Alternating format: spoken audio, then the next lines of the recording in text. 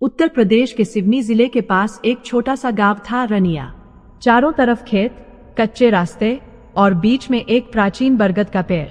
गांव के लोग उसे बरगद वाला देवता कहते थे, लेकिन बच्चे उसे चुड़ैल का बसेरा कहकर डरते थे। कहते हैं रात के 12 बजे उस पेड़ की डालियों से काले बालों वाली एक औरत उल्टी लटकी दिखाई देती थी। उसकी चीखें हवा में घुल जाती और जो भी उसके पास गया वो कभी लौटकर नहीं आया। गांव के बुजुर्ग बताते थे कि 100 साल पहले इस पेड़ के नीचे एक विधवा औरत मोहिनी को तांत्रिकों ने जला दिया था। कहते हैं वो किसी अमीर जमींदार की रछल थी जिसने जहर देकर उसकी पत्नी को मार डाला था। जब सच सामने आया तो उसे डायन कहकर जिंदा आग में फेंक दिया गया और तब से हर अमावस को वो आत्मा लौटती है। उस जुल्म का बदला। कहानी शुरू होती है रवि से, एक 27 साल का युवक जो दिल्ली से गांव आया था। वह पत्रकार था और लोक कथाओं पर डॉक्यूमेंट्री बनाता था। उसे किसी ने बताया था कि रनिया गांव में एक चुड़ैल का पेड़ है जहां अब तक 13 लोग गायब हो चुके हैं। रवि कैमरा और रिकॉर्डिंग डिवाइस लेकर गांव पहुंचा।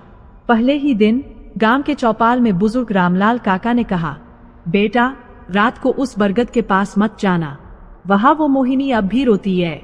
रवि मुस्कराया, काका अगर सच में चुड़ैल होती तो मैं उसी से इंटरव्यू ले लूंगा। काका ने कांपते हुए कहा, जिससे तू मिलने जा रहा है वो किसी को बोलने नहीं देती, बस चीख सुनाई देती है। अगली रात रवि और उसका असिस्टेंट निशांत कैमरे लेकर पेड़ के पास पहुंचे। रात स्यार थी, हवा ठंडी, हिंगरों की आवाज गूंज रही थी। बरगद के पेड़ की जड़ें जैसे किसी मरे हुए जानवर की नसों की तरह जमीन में फैली थीं। उन्होंने कैमरा सेट किया। घड़ी में 12 बजने ही वाले थे। धप, कहीं पेड़ के पीछे कुछ गिरा। निशांत टॉर्च लेकर गया, शायद कोई उल्लू या बंदर होगा। लेकिन तभी टॉर्च की रोशनी में दिखी एक सफेद साड़ी वाली औरत जिसके बाल जमीन तक झूल रहे थे। वो उल्टी लटकी थी पेड़ की सबसे ऊंची टाल से और धीरे धीरे उसकी गर्दन घूमकर पीछे मुड़ी। उसकी आंखें लाल थी और चेहरा जलने के निशानों से भरा था। निशांत वही बेहोश हो गया। रवि ने चीखते हुए कैमरा उठाया और भागा। अगली सुबह रवि तो जिंदा था पर निशांत गायब था। गांव में अफवाह फैल गई, बरगद की चुड़ैल ने एक और ले लिया। रवि को डर तो लगा, पर अब ये सिर्फ कहानी नहीं थी, ये रिपोर्ट का मामला बन चुका था। वह पास के मंदिर गया जहां उसे पंडित हरिदास मिले।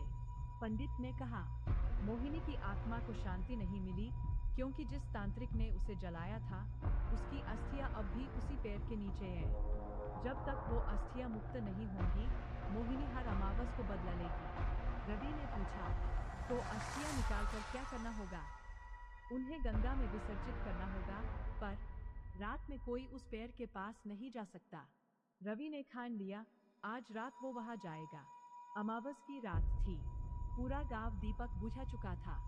रवि अकेला पेड़ की तरफ बढ़ा, हाथ में कैमरा और हनुमान चालीसा।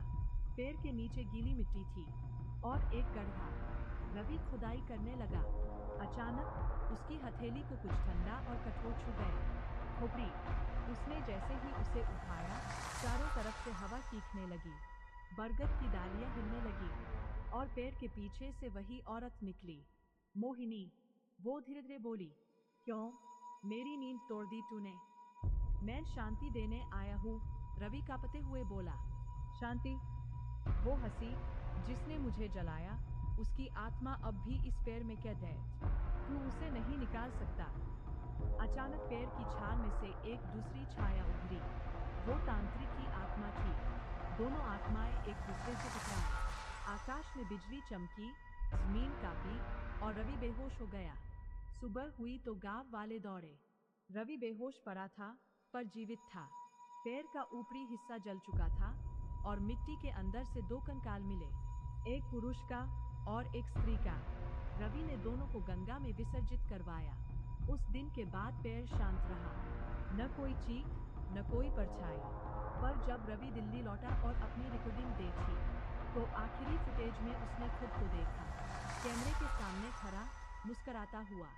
लेकिन उसके पीछे पेड़ की डाल पर एक सफेद साड़ी वाली औरत फिर से झूल रही थी और कैमरे में उसकी आवाज गूंजी, मैं शांति में रू। तू अब मेरे साथ है रवि। वीडियो वही कट गया। अंत बरगद अब भी जिंदा है। रनिया गांव के लोग कहते हैं अब वो बरगद सूत चुका है, मगर रात को उसकी छाया अब भी हिलती है। कभी कभी हवा में किसी औरत की धीमी हंसी सुनाई देती है। कहते हैं जो उस पेड़ की फोटो लेता है वो खुद अपनी आखिरी तस्वीर खींच रहा होता है।